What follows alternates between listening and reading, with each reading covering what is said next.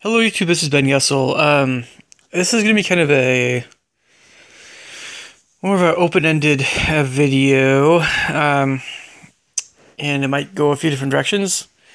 Um, for those of you though who have followed more of the video game end of what I've been putting out in the last few years, you guys know what my video game tastes are at least, and it crosses over certainly into fantasy literature and even the music I write and that sort of thing.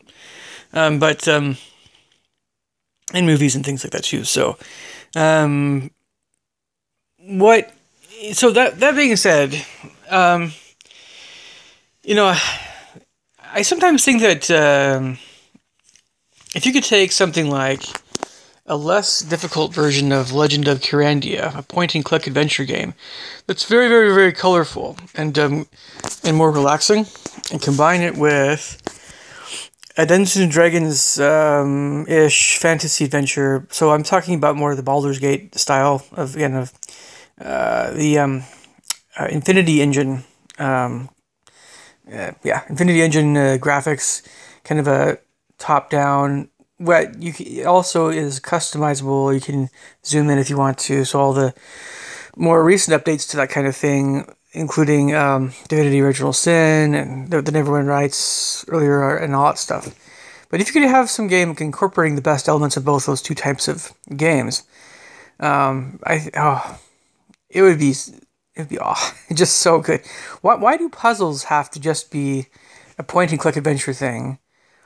And why does action and combat just have to be just a isometric or a Infinity Engine or even first person type thing, kind of thing? You don't need to have all these. I don't know. On some level, I know it has to do with just the technical aspects of the beast, to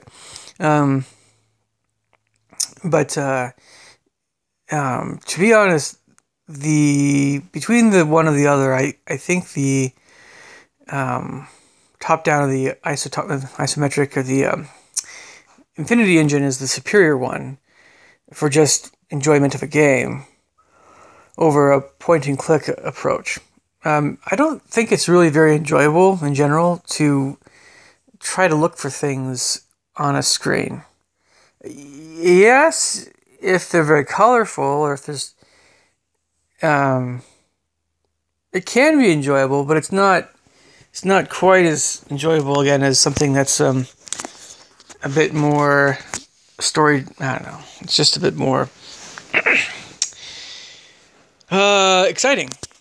Point and click adventures just lack that excitement a lot of times, and while that's very relaxing, and especially with relaxing music, and it suffers from you need some kind of middle ground. You need some kind of back and forth.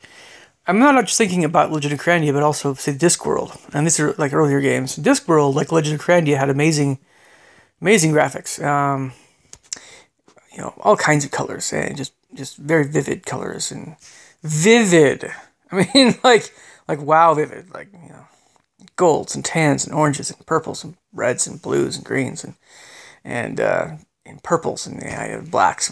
Every color you can imagine, turquoise. It's just vivid, and yeah, just amazing for Discworld. And Legend of Kyrandia was a bit more basic, but as far as the color scheme, maybe, but still very, very colorful though. I mean, it's not toned down. It's very vivid. They're very, very deep, vivid colors in that game. Very much so.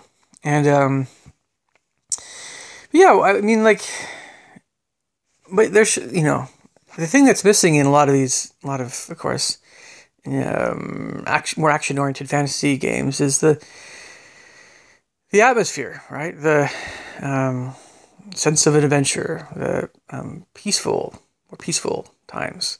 And you think, oh, you can have more just nothing on an area, right? Just have an area where no characters exist or just peaceful characters or just animals or just, scenery and stuff. And yeah, but no, it's, I